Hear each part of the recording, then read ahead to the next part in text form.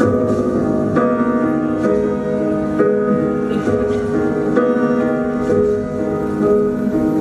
dove nel mare lucido e dove tira forte il vento, su una vecchia terrazza davanti al golfo di Sorrento, un uomo abbraccia una ragazza dopo che aveva